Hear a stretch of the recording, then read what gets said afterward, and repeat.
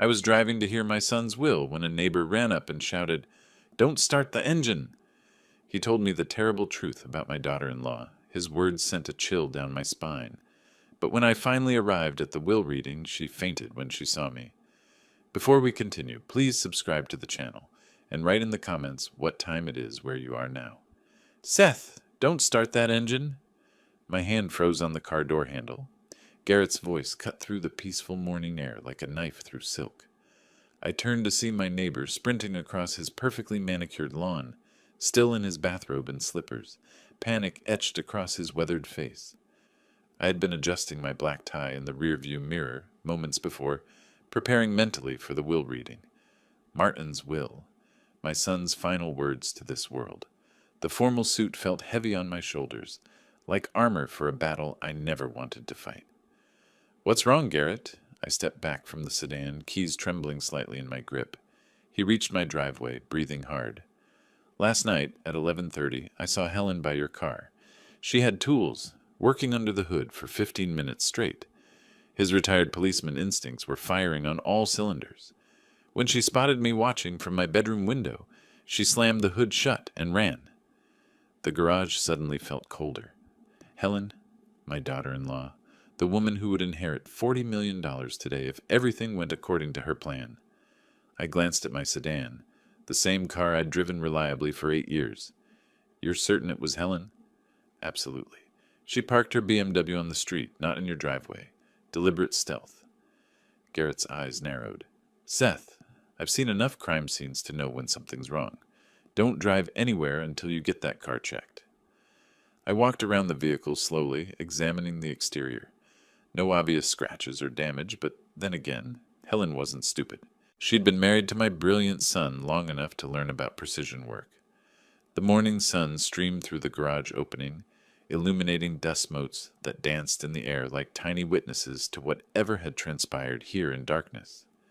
Birds chirped in the oak trees lining our quiet suburban street, oblivious to the deadly game unfolding beneath their branches. My engineering mind began calculating possibilities. Brake lines, steering mechanisms, engine sabotage. Any of those could cause a fatal accident on the highway to downtown Chicago. An accident that would leave Helen as the sole beneficiary of Martin's cybersecurity fortune. "Thank you, Garrett.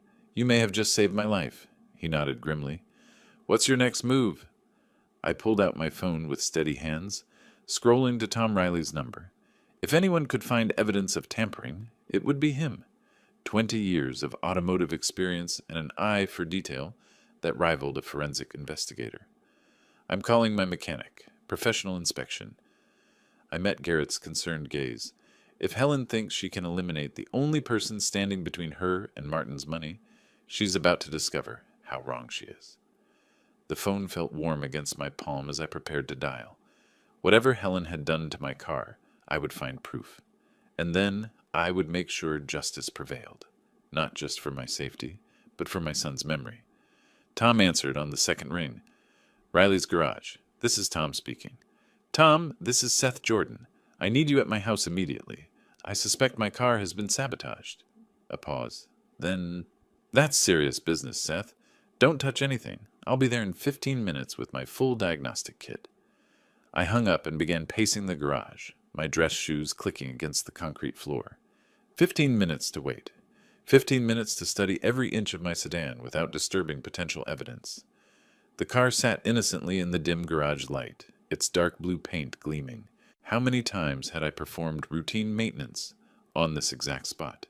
Changed oil, rotated tires, replaced air filters. Now it might be harboring something designed to kill me. Helen's face flashed in my memory, her perfectly applied makeup at Martin's funeral, tears that seemed more performance than genuine grief. She'd inherited my son's charm, but none of his integrity. $40 million was a powerful motive for murder. I checked my watch. 10 minutes remaining. The sound of a diesel engine rumbling up my driveway interrupted my thoughts. Tom's service van emblazoned with Riley's Automotive, Honest Work, Fair Prices in bold green letters, parked behind my sedan. Tom emerged carrying a substantial toolbox, his Irish accent thick with concern. "Right, Seth. Tell me everything while I set up." My neighbor witnessed my daughter-in-law tampering with this vehicle last night. She's the primary beneficiary of a substantial inheritance, and I'm the only obstacle remaining. Tom's expression darkened as he activated the hydraulic lift built into my garage floor. Aye, money makes people do terrible things. Let's see what we're dealing with. The sedan rose slowly, revealing its undercarriage like a patient on an operating table. Tom grabbed a high-powered flashlight and began his methodical examination, starting with the brake system. Someone's been here, all right. His voice carried a professional edge I'd never heard before. These cuts on the brake lines, they're clean, precise, not accidental damage from road debris. I leaned closer, squinting at the components he illuminated. How can you be certain? 20 years in this business, Seth. Natural wear creates jagged edges, fraying. This is deliberate. Surgical cuts designed to fail gradually. He traced the damaged lines with his finger, careful not to disturb them. Whoever did this knows automotive systems. The cuts are positioned to cause complete brake failure after several miles of driving.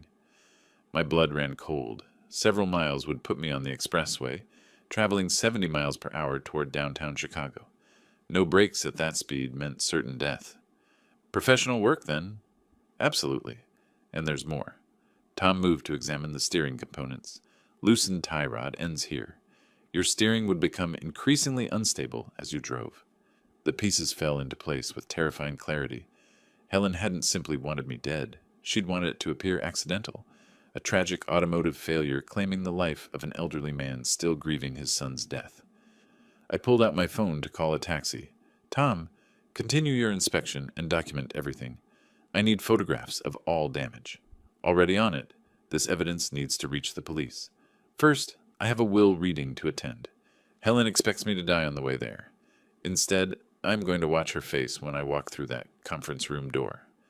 The taxi pulled up as Tom finished photographing the sabotage evidence. I slid into the back seat, briefcase in hand, my formal attire now feeling like battle armor. Downtown law firm on LaSalle Street, I told the driver, providing the exact address. Important meeting? He glanced at me in the rearview mirror as we pulled away from my suburban neighborhood. The most important of my life. As we transitioned from quiet residential streets to busy thoroughfares, I allowed myself to process the full scope of Helen's plan. She'd calculated everything, the timing, the method, the appearance of accident. $40 million represented freedom from financial worry for multiple lifetimes. Martin had built his cybersecurity company from nothing, developing revolutionary software that protected major corporations from cyber attacks. Banking giants, healthcare systems, government contractors, they all relied on my son's innovations. Within 5 years, he'd transformed from struggling entrepreneur to multimillionaire. The irony wasn't lost on me. Martin had dedicated his life to protecting others from digital threats, never suspecting the greatest danger would come from the woman sharing his bed. Traffic thickened as we approached the Chicago Loop. Glass towers stretched toward gray clouds, their windows reflecting the morning sun like 1,000 eyes watching our progress. The taxi wove between delivery trucks and commuter vehicles, each mile taking me closer to confrontation.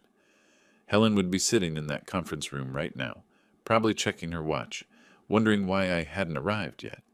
In her mind, I should be dying in twisted metal on some highway, clearing her path to uncontested wealth. $40 million, I whispered to myself, enough to kill for. But she'd underestimated the bonds of neighborhood friendship.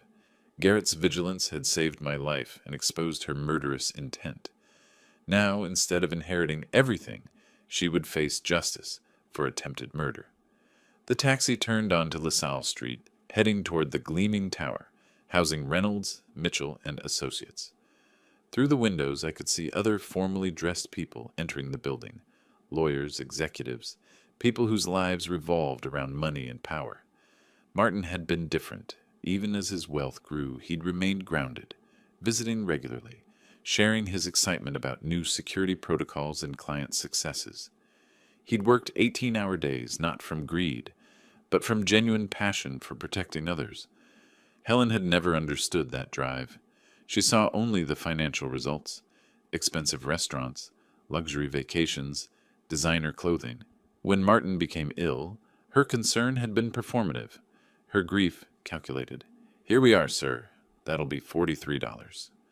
I handed him 50 and stepped onto the sidewalk, looking up at the imposing structure before me. Somewhere inside, Helen was waiting, confident in her scheme's success. She was about to discover that Seth Jordan wasn't so easily eliminated. Walking through the revolving door, I felt my son's presence like a guiding hand on my shoulder. Today, justice would prevail. Today, Martin's legacy would be protected from the woman who'd betrayed his trust and threatened his father's life. The elevator doors opened before me like gates to a battlefield I was finally ready to enter. Downtown Chicago rose around the taxi like a concrete forest, each glass tower reflecting fragments of morning light. I settled deeper into the worn leather seat, pulling out my phone to review the medical documents I'd photographed weeks ago. Martin's health records told a disturbing story. March 28th, first complaint of fatigue and stomach discomfort. April 2nd, severe nausea, rapid weight loss. April 18th, dead, 3 weeks. Healthy 42-year-old men didn't simply waste away in 3 weeks. I scrolled through the chronology, my engineer's mind cataloging inconsistencies. Martin had always been meticulous about his health. Regular checkups, exercise routine, preventive care. The medical timeline made no sense. Unknown gastrointestinal complications. The death certificate read, unknown, as if modern medicine couldn't identify what killed a previously healthy man in the prime of his life. Helen had controlled every aspect of his medical care. She'd insisted on specific doctors, private treatment facilities, limited visiting hours. Even I, his father, had been restricted to brief, supervised visits during his final days. My phone buzzed with a text message from that final week. "Dad, if something happens to me, be careful with Helen." I dismissed it as morphine-induced paranoia. Terminal patients often developed suspicious thoughts about caregivers. But now, with brake lines severed in my garage, Martin's warning carried deadly weight. The taxi wove through downtown traffic, passing familiar landmarks that seemed foreign now. Everything looked different when viewed through the lens of murder. Martin's cybersecurity company had made him wealthy beyond imagination. Government contracts, banking security, healthcare protection systems, his software safeguarded billions of dollars in digital assets. Helen had married into that fortune, but she'd never understood the work behind it. To her, Martin was a money-generating machine, not a brilliant innovator protecting people from digital predators. When that machine showed signs of breaking down, she'd simply expedited the process. The medical records revealed another troubling pattern. Martin's regular physician had been mysteriously unavailable during the critical period. Helen had insisted on a replacement doctor, someone with impressive credentials but no previous relationship with my son. Experimental treatment, she'd called it. Cutting-edge therapy for rare conditions. Cutting-edge therapy that had accelerated his decline rather than stopping it. I closed the medical files and stared out at the approaching law firm building. Somewhere in that tower, Helen was waiting to collect her reward for 3 weeks of careful poisoning, followed by attempted murder of the primary witness. She'd underestimated the bonds of neighborhood friendship and a father's determination to protect his son's legacy. Today, her calculated plan would unravel in the most public way possible. The taxi slowed as we approached the gleaming office tower. Time to face the woman who'd killed my son and tried to kill me. Time to ensure justice prevailed over greed. Martin's final warning echoed in my mind as I prepared to exit the vehicle. This time, I was listening. The elevator carried me to the 47th floor with mechanical precision, each ascending floor marking another step toward confrontation. Reynolds, Mitchell & Associates occupied prime real estate, panoramic views of Lake Michigan through floor-to-ceiling windows, marble floors that reflected expensive lighting fixtures, leather furniture that whispered of wealth and power. Helen sat in a burgundy armchair near the reception desk, casually flipping through a luxury lifestyle magazine. She wore a black designer dress that probably cost more than most people's monthly salary, her blonde hair styled in perfect waves that framed her carefully made-up face. She looked up as I approached, and I watched the color drain from her features, like water from a broken glass. The magazine slipped from her fingers, landing with a soft thud on the marble floor. "Hello, Helen." I kept my voice level, professional. Surprised to see me alive? Her mouth opened and closed soundlessly before she managed to speak. Seth, I... I thought you weren't coming. Really? That's interesting. I moved closer, noting how her hands trembled as she gripped the chair arms. Why would you think that? Perhaps because of what you were doing by my car last night, around 11:30? I don't know what you're talking about. The words came out too quickly, too sharp. Guilty people always protested too much. Garrett saw everything, Helen. The tools you brought, the time you spent working under my hood, the way you ran when you spotted him watching from his window. She stood abruptly, trying to use height to regain psychological advantage. That's ridiculous. Why would I? The same reason you killed my son. The accusation hung in the air between us like a blade. Helen's carefully constructed mask slipped for just a moment, revealing something cold and calculating beneath the widow's grief performance. Other clients moved through the reception area, their conversations creating a background hum that provided cover for our deadly serious exchange. The professional setting constrained us both. No dramatic confrontations in this temple of legal propriety. You're obviously distraught, Helen said, recovering her composure with practiced ease. Grief can make people imagine things that aren't there. Can it make brake lines cut themselves? Can it cause steering components to mysteriously loosen overnight? Her jaw tightened. I have no idea what you're suggesting. I'm not suggesting anything. I'm stating facts documented by a professional mechanic with 20 years of experience. Helen's eyes darted toward the conference room where the will reading would take place, then back to me. I could see her mind working, calculating new angles of attack. You know what your problem is, Seth? Her voice turned venomous. You never accepted that Martin chose me over your narrow little world. He loved me, not you. He warned me about you before he died. I should have listened. He was delirious from medication. Terminal patients say all sorts of things. The receptionist glanced in our direction, sensing tension despite our lowered voices. Helen noticed and forced a smile, playing the role of grieving widow, meeting with concerned father-in-law. But I could see the calculation in her eyes, the predatory assessment of how much damage this confrontation might cause to her plans. She was already planning her next move, ready to deploy whatever weapons remained in her arsenal. The conference room beckoned behind frosted glass doors, where lawyers waited with documents that would determine the distribution of $40 million. Helen thought she knew how this story ended.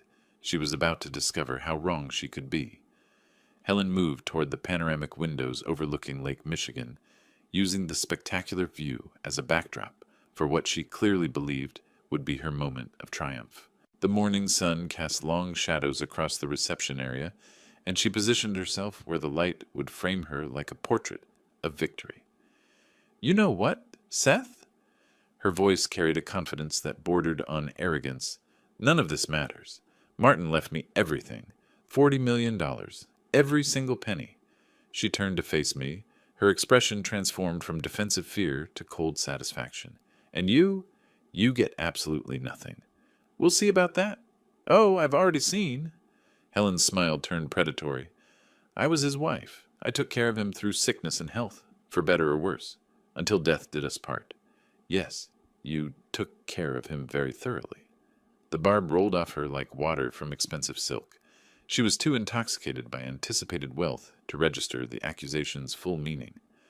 I have lawyers, Seth, the best money can buy. You can contest, this will all you want. But spousal inheritance rights are absolute in Illinois. She gestured toward the lake view, as if it already belonged to her. Do you see that penthouse development on the shoreline? I've already placed a deposit on the corner unit. The casual revelation of her spending plans struck me like a physical blow. Martin wasn't even buried 3 weeks, and she was already shopping for luxury real estate with his money. $40 million buys a lot of freedom, she continued, warming to her topic. Travel, shopping, the finest restaurants. I'll finally live the life I deserve instead of playing nursemaid to a sick man. Her words revealed the depth of her callousness. No grief for a lost husband.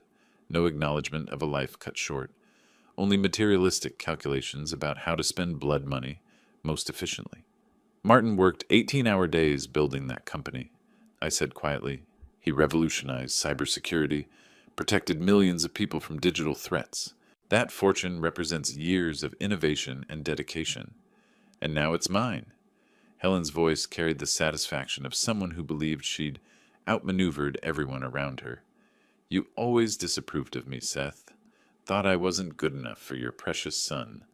Well, guess what? I win. Other clients in the reception area began taking notice of our conversation, though Helen seemed oblivious to the attention. Her anticipated victory had made her reckless, willing to display her true nature in public. You have no idea what Martin was really worth, do you? I asked. $40 million. I know exactly what he was worth. And I have truth, Helen laughed, a sound like breaking glass. Truth doesn't pay for penthouse apartments or European vacations. Money does, and in about 10 minutes I'll have all the money I could ever need. She moved closer, lowering her voice to a whisper meant only for me. You want to know a secret, Seth? Martin never loved you as much as you think. He complained about your interference constantly. Said you were a bitter old man who couldn't accept that he'd moved on with his life. The lie was designed to wound, to break my spirit before the final legal blow. But Helen had miscalculated. Instead of devastating me, her cruelty only strengthened my resolve. Mrs. Jordan? Mr. Jordan? The receptionist's voice cut through our confrontation. Mr. Reynolds is ready for you in conference room A. Helen straightened her designer dress and checked her reflection in the window. Time for the main event. She walked toward the conference room with the confident stride of someone absolutely certain of victory. Her expensive heels clicked against marble floors like a countdown to triumph. I followed at a measured pace, my own steps steady and deliberate. Helen believed she was walking toward wealth and freedom. She was actually walking toward the complete destruction of everything she'd schemed to achieve. Mrs. Jordan? Mr. Jordan? The receptionist gestured toward a mahogany door marked with brass nameplate reading, Edward Reynolds, Senior Partner. Please follow me. Edward's private office commanded an impressive view of Lake Michigan through floor-to-ceiling windows. Leather-bound legal volumes lined the walls, and his massive desk bore the weight of what appeared to be substantial documentation. He stood as we entered, his silver hair catching the afternoon light. Please take seats at the conference table. Edward's voice carried the measured authority of someone who'd overseen countless estate readings. Before we begin, I must verify identities and review the proper legal protocols.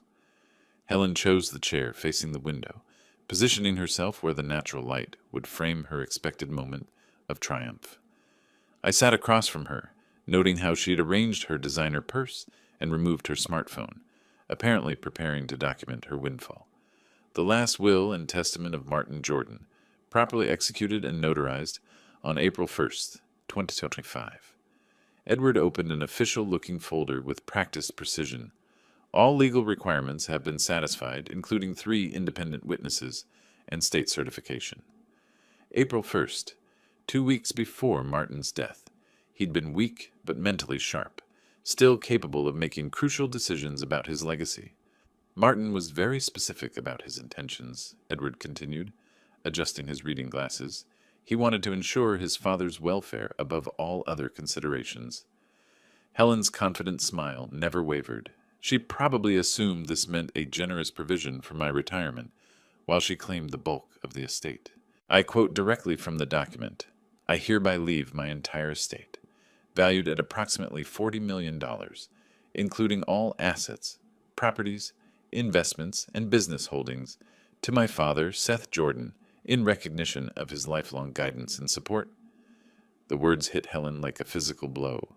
Her face went ashen, and she gripped the edge of the conference table as if the room had suddenly tilted. What? The word escaped her lips as barely a whisper. That's impossible. Edward continued reading with professional detachment. Furthermore, Martin included a personal addendum to be shared specifically with you, Seth. He withdrew a sealed envelope from the folder. In his own handwriting, Dad, be careful with Helen. I believe she may try to harm you to claim the inheritance. Trust your instincts about her true nature. The letter trembled in my hands as I read my son's final warning. He'd known. Despite his illness, despite Helen's careful performance, Martin had seen through her facade and taken steps to protect me. Helen stared at the documents as if they were written in a foreign language. This can't be legal. I'm his wife. Spousal inheritance rights are superseded by properly executed testamentary documents, Edward interrupted calmly. Illinois law permits testators to distribute their estates according to their wishes, provided all legal requirements are met. But $40 million, Helen's voice cracked with disbelief, goes entirely to Mr. Seth Jordan, as clearly specified in multiple places throughout the document. I watched Helen's carefully constructed world collapse in real time. All her scheming, her calculated kindness during Martin's illness, her murderous plans, all rendered meaningless by my son's foresight and love. Martin had seen her true nature and protected me from beyond the grave. Helen's hands shook as she reached toward the documents, as if touching them might change their content. Helen's shock crystallized into pure rage. She shot up from her chair so violently it toppled backward, clattering against the polished hardwood floor. "This is impossible!" Her voice rose to a near shriek. "The will is forged. I'll prove it." Edward remained seated, his calm professionalism a stark contrast to her hysteria. The document was notarized and witnessed by 3 independent parties, including Martin's personal physician and longtime business associate. "I don't care." Helen lunged across the conference table, her manicured fingers clawing toward the legal documents.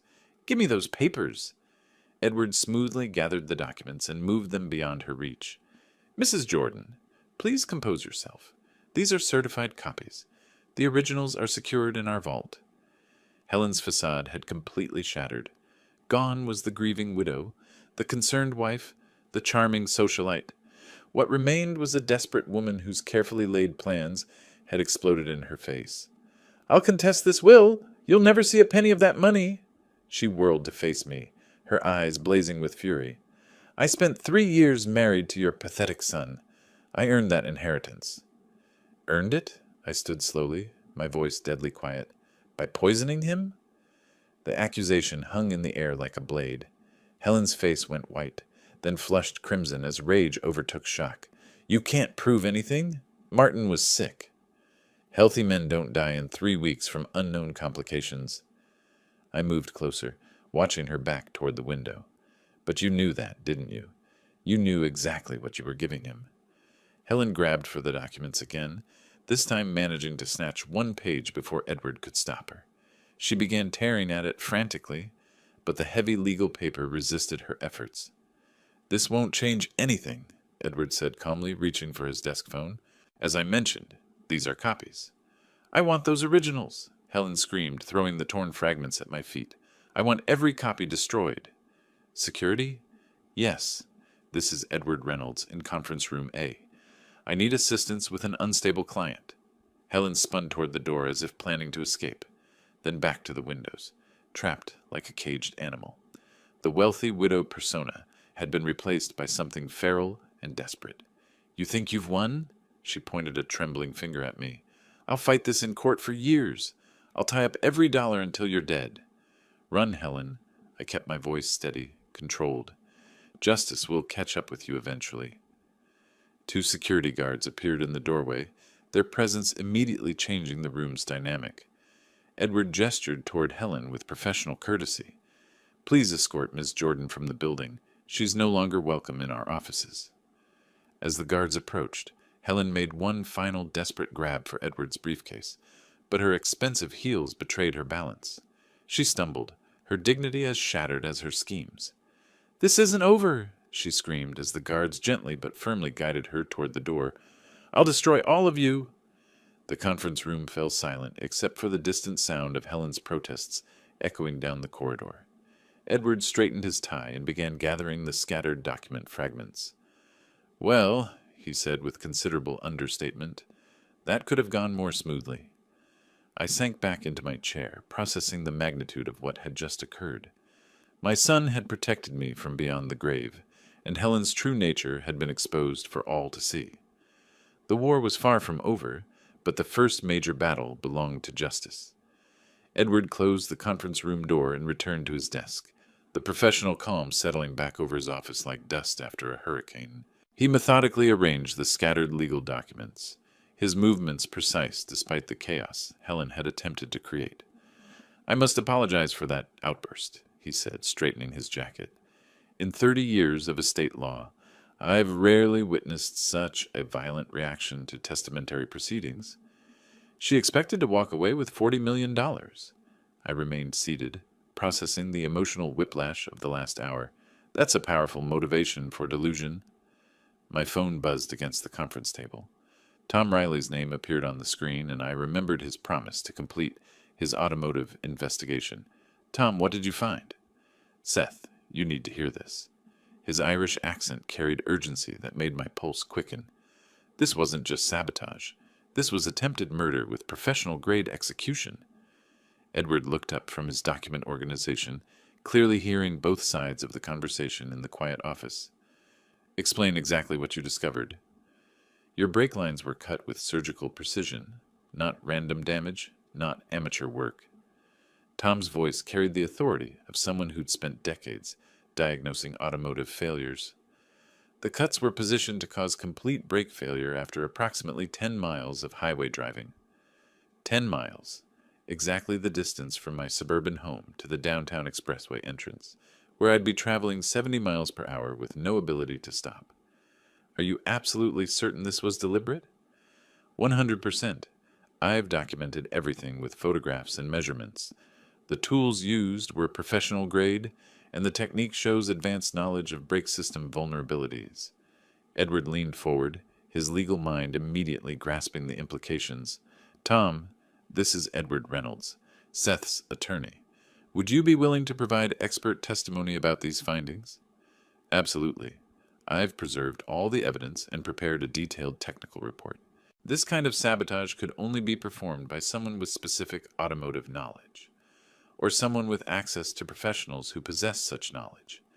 Helen's expensive lifestyle suggested connections to people willing to perform various services for the right compensation. There's more, Tom continued. The steering components were also compromised. Even if the brakes had functioned, the vehicle would have become increasingly unstable at highway speeds. Edward was already taking notes, his pen moving rapidly across a legal pad. We can use this evidence to support criminal charges for attempted murder. She killed my son and tried to kill me. The words came out flat, emotionless, but they carried the weight of absolute certainty. Now she pays for both crimes. Tom's technical expertise had provided the final piece of evidence needed to build a comprehensive case against Helen. Combined with Martin's posthumous warning and her explosive reaction to the will reading, we had enough material to ensure she faced justice for her crimes. I'll contact the Cook County District Attorney's Office immediately, Edward said, already reaching for his phone. Between the inheritance fraud attempt and documented evidence of attempted murder, Helen Jordan is going to face serious criminal charges. The afternoon sun slanted through the conference room windows, casting long shadows across the scattered legal documents. Martin's foresight had protected his father's life and preserved his legacy for the causes he truly cared about. Helen's greed had finally met its match in a father's love and a son's wisdom. Justice was no longer just a hope, it was an imminent reality. The next morning brought clarity with the sunrise. With Martin's inheritance secured, I could focus entirely on ensuring Helen faced criminal consequences for her actions. My home office became a war room, documents spread across every surface like evidence in a detective thriller. Edward had recommended Marcus Chen, a private investigator with 20 years' experience in financial crime cases. We met that afternoon in a downtown coffee shop, his weathered face showing the kind of skepticism that came from seeing too much human greed. Mrs. Jordan has accumulated substantial credit card debt, Marcus reported 3 days later, sliding a manila folder across my kitchen table. Over $200,000 in the past 18 months. Luxury purchases, expensive restaurants, designer clothing, all charged while her husband was dying. The financial records painted a damning picture. Helen had been living far beyond their means, apparently confident that Martin's death would solve her money problems permanently. Dr. Sarah Williams, the medical expert Edward had consulted, arrived on the 4th day with her analysis of Martin's medical records. Her expression was grim as she spread laboratory reports across my dining room table.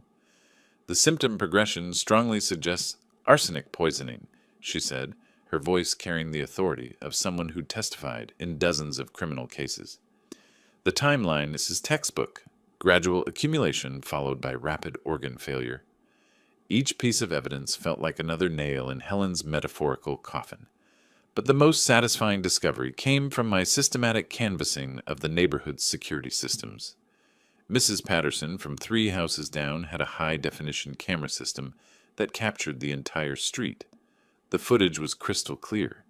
Helen's BMW arriving at 11:47 p.m., her figure moving deliberately toward my garage, the tools glinting in the streetlight.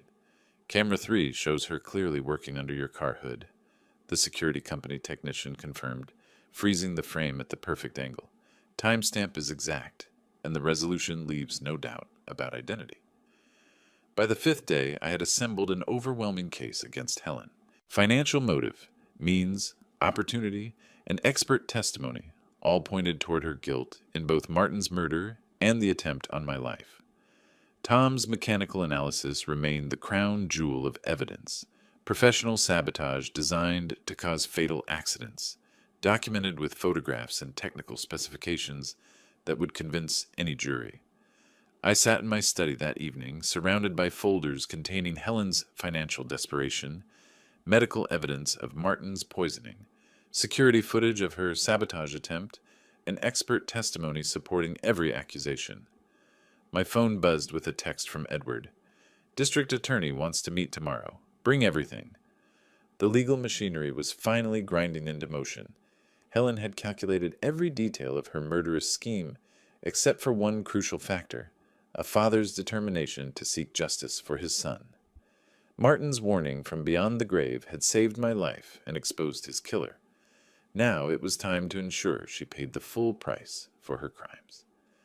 I gathered the evidence files into my briefcase, preparing for what would be Helen's final day of freedom. Helen's house sat in an affluent suburb 20 minutes from downtown Chicago, its manicured lawn and circular driveway showcasing the lifestyle she'd been desperate to maintain. 2 luxury cars gleamed in the morning sun, a BMW and a Mercedes, both likely financed with credit she couldn't afford. I parked across the street and walked deliberately to her front door, carrying the manila envelope that would end her freedom forever. The court documents felt substantial in my hands.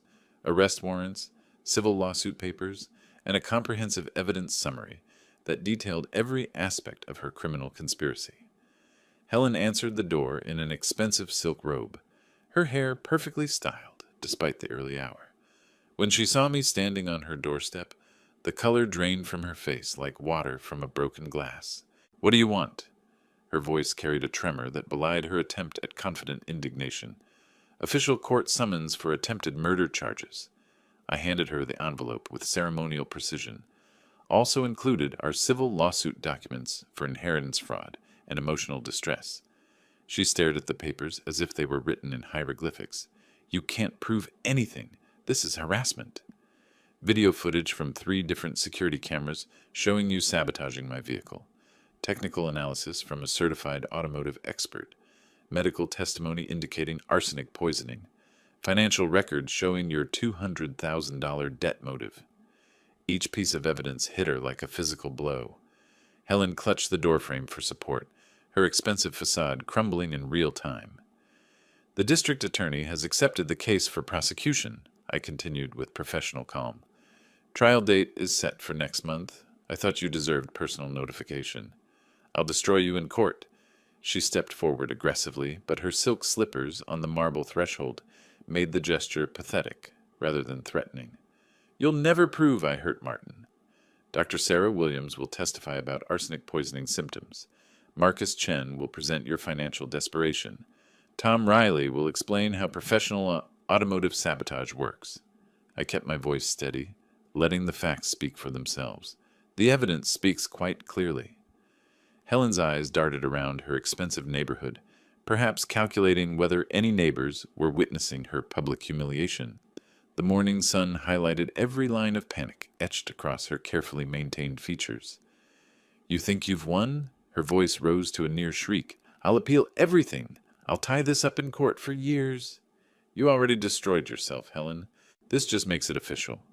She clutched the legal documents against her chest like armor that might somehow protect her from the consequences of her actions. But we both knew the truth. Her carefully constructed world was collapsing, and no amount of designer clothing or expensive lawyers could rebuild it. "Martin warned me about you," I said quietly. "I should have listened sooner."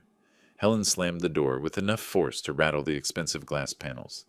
Through the window, I could see her sinking onto the marble floor, still clutching the papers that would send her to prison. I walked back to my car with measured steps, feeling the weight of Martin's presence like a guiding hand on my shoulder. Justice was no longer a distant hope. It was an unstoppable legal machine grinding toward its inevitable conclusion. 3 weeks later, Judge Patricia Morrison delivered the verdict that echoed through the packed Chicago courtroom. "Helen Jordan, you are hereby sentenced to 15 years imprisonment without possibility of parole for attempted murder and inheritance fraud." The gavel's final strike marked the end of Helen's freedom and the beginning of true justice for Martin's memory. I stood as reporters surged forward, their questions blending into a cacophony of vindication. "Justice has prevailed," I told the gathered media outside the courthouse steps. "My son can finally rest in peace, knowing his killer has been held accountable." Helen's conviction made headlines across Illinois. The wealthy widow who'd poisoned her husband and tried to murder her father-in-law became a cautionary tale about greed's ultimate consequences. She would spend the next decade and a half in maximum security, her expensive lifestyle replaced by prison uniforms and institutional meals. But my real satisfaction came not from her punishment, but from transforming Martin's legacy into something positive. The Martin Jordan Cancer Research Foundation launched 6 months after the trial, funded entirely by the inheritance Helen had killed to claim. "Your $40 million donation will fund breakthrough research for decades," Dr. Elizabeth Hart announced at the foundation's groundbreaking ceremony. "Lives will be saved because of your son's vision and your generosity." Standing before the assembled medical researchers and community leaders, I felt Martin's presence more strongly than ever. His innovative spirit would live on through the foundation's work, protecting others from the disease that made him vulnerable to Helen's poison. I'd downsized to a comfortable but modest home near Lake Michigan, keeping only what brought genuine happiness.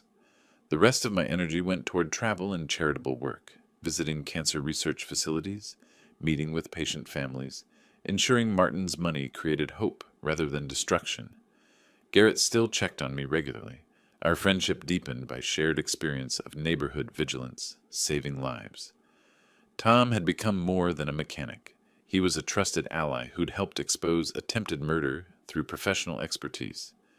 Edward handled the foundation's legal affairs, ensuring every dollar reached its intended purpose. We'd built something lasting from tragedy, transforming Helen's greed into a force for healing and discovery.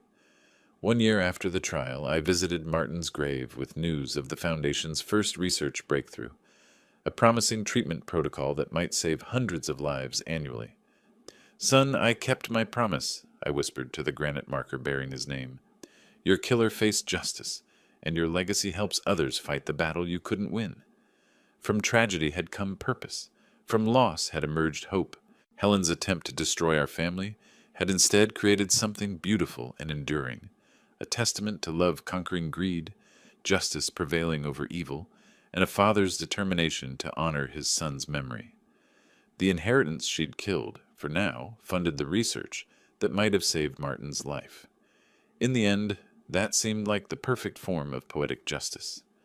If you liked this story, please like this video, subscribe to the channel, and share your impressions of this story in the comments.